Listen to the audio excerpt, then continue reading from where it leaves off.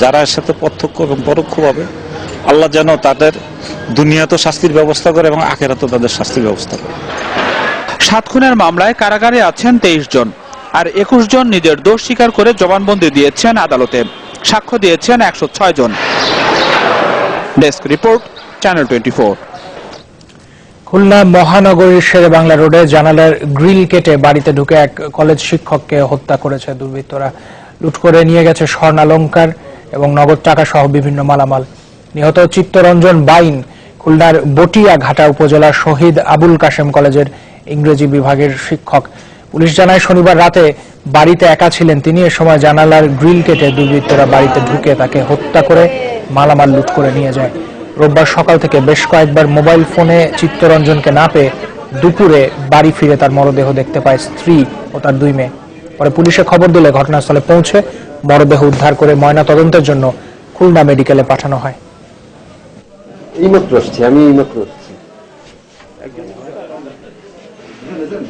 ওনার শরীরে প্রাথমিক কিছু আঘাতের চিহ্ন আছে, কিন্তু এ ব্যাপারে সুনিশ্চিত কিছু এখনো বলা যাচ্ছে না। আমরা তদন্তের ভিতরে রাখছি, যে অবস্থায় আছে সিআইডি এসেছে, এক্সপার্টরা কাজ করছে, পিবিআই আছে, সবাই মিলে ইনশাল্লাহ আমরা খুব শীঘ্রই যারা এই অপরাধের সাথে সংশ্লিষ্ট তাদের সবাইকে গ্রেপ্তার করব ইনশাল্লাহ।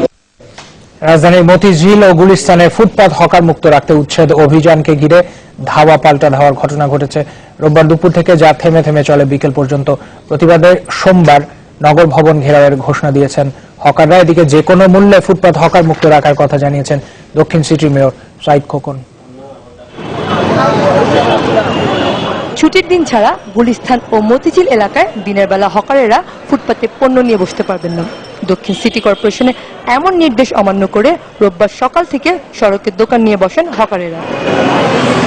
দুপুরের পর সিটি কর্পোরেশনের নির্বাহী ম্যাজিস্ট্রেটের নেতৃত্বে শুরু হয় উচ্ছেদ অভিযান, যাতে বাধা দেওয়ার চেষ্টা করেন হকাররা। এ সময় পুলিশের সাথে ধাওয়া পাল্টা দেওয়া হয় হকারদের। থেমে থেমে চলে ইট পাটকেল নিক্ষেপ। পুনর্বাসন ছাড়া উচ্ছেদ মেনে নেওয়া হবে না বলে জানান মতিঝিল ও গুলিস্তান এলাকার হকাররা।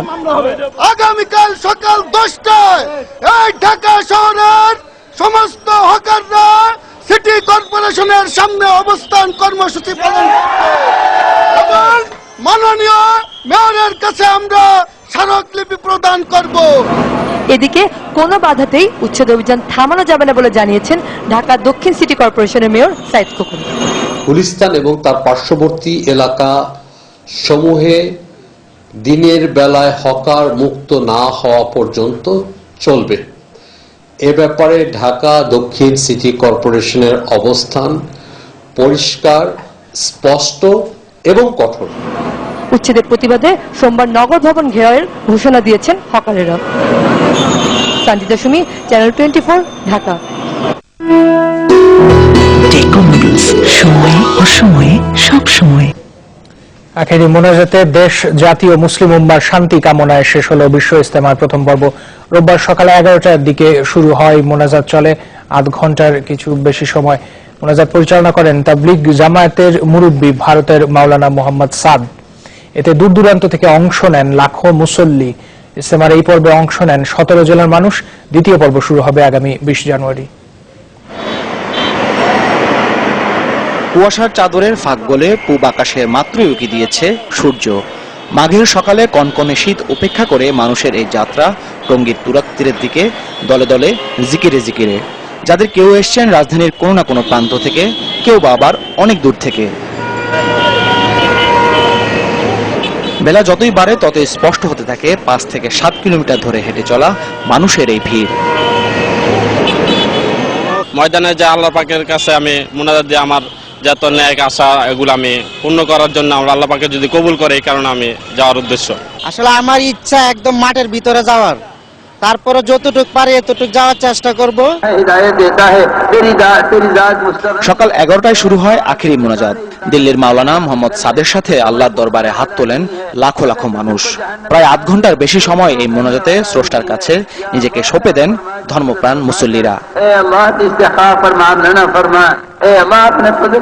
গণভবন থেকে মোনাজাতে অংশ নেন প্রধানমন্ত্রী শেখ হাসিনা। আল্লাহর কাছে সমস্ত উম্মতের জন্যই দোয়া ফিকির করা হয়েছে। যাতে সমস্ত উম্মতদেরকে আল্লাহ তাআলা হেদায়েত দান করে। ক্ষণস্থায়ী জিন্দগি থেকে আখিরাত বড়, সেই আখিরাত আমরা কি করে পাইতে পারি, এই জন্য আল্লাহর কাছে আমরা সবাই দোয়া চাইছি। বিভিন্ন রকম হত্যা, রাহাজানি, খুন খারাপি চলতেছে, এগুলো থেকে যেন মানুষ একে অপরে ভেদাভেদ ভুলে যেয়ে শান্তি শৃঙ্খলভাবে চলতে পারে। মোনাজাত শেষে শুরু হয় ঘরে ফেরার পালা। কেউ পায়ে হেঁটে, কেউ বাসে, যে যেভাবে পেরেছেন ছুটেছেন নিজ নিজ গন্তব্যে। ট্রেনে মানুষের ভিড় ছিল সবচেয়ে বেশি। তিল ধারণের ঠাঁই ছিল না এই যানের ভেতরে বাইরে কোথাও। সবকটি বগি মানুষে মোড়ানো, যেন ঝুঁকি নিয়ে বাড়ি ফেরার এক প্রতিযোগিতা। আগামী 20 জানুয়ারি শুরু হবে এই বছরের দ্বিতীয় পর্বের ইজতেমা। 22 তারিখ হবে ওই পর্বের আখিরি মোনাজাত। 1966 সাল থেকে বিশ্ব ইজতেমা যে যাত্রা শুরু হয়েছিল, তাতে আগ্রহের কমতি সেকেবাগে কমেনি এই 52তম আসর এসেও। আগত মুসল্লিরা বলছেন তাদের জীবদ্দশায় যতবারই বিশ্ব ইজতেমা আসবে ততবারে তারা অংশগ্রহণ করবেন। মাহফুজ কামাল, চ্যানেল 24, টঙ্গী, গাজীপুর। স্ক্যান সিমেন্টের সৌজন্যে নিউজিল্যান্ড বাংলাদেশ সিরিজের খবর।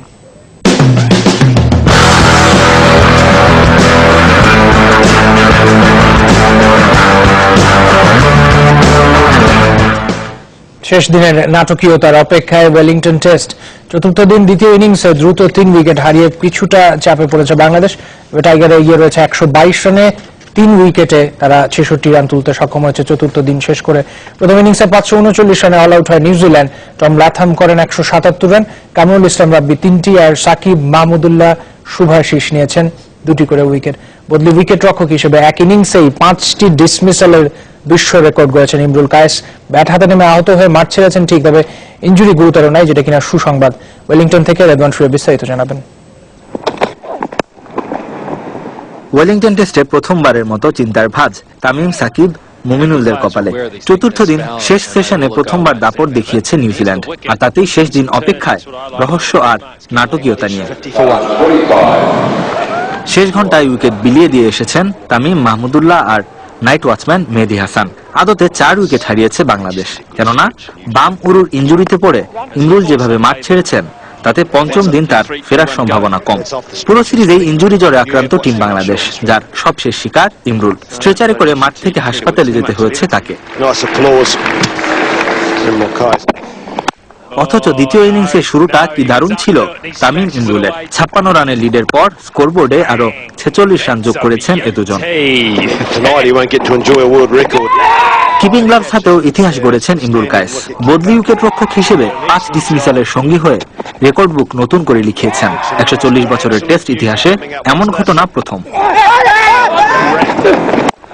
এর আগে ব্যাটসম্যান হয়ে ওঠা মিচেল স্যান্টনারের 73 রান প্রথম ইনিংসে বাংলাদেশের বড় লিডের পথে বাধা হয়ে দাঁড়ায়।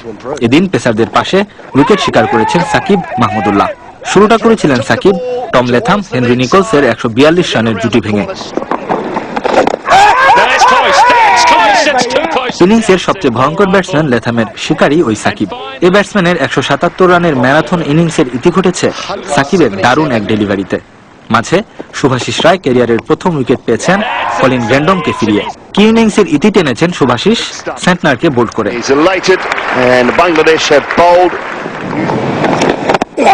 মাহমুদুল্লাহ ফিরেছেন ওয়াটলিং সাউদিকে, আর ওয়াগনারের উইকেট তুলে নিয়ে ইনিংসের সবচেয়ে বেশি 3 উইকেট কামরুল ইসলাম রাব্বির। দিন শেষে এসব প্রাপ্তি ঢাকা পড়েছে ব্যাটিং ব্যর্থতায়।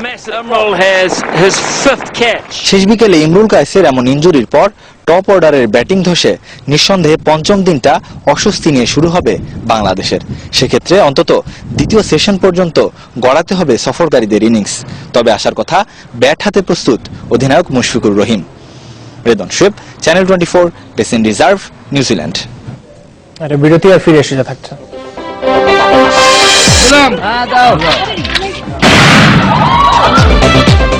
বিয়ের অনুষ্ঠানে গুলি ছোড়ার ঘটনায় কুষ্টিয়ার পৌর মেয়রকে 7 দিনের মধ্যে কারণ দর্শানোর নোটিশ জেলা প্রশাসনের।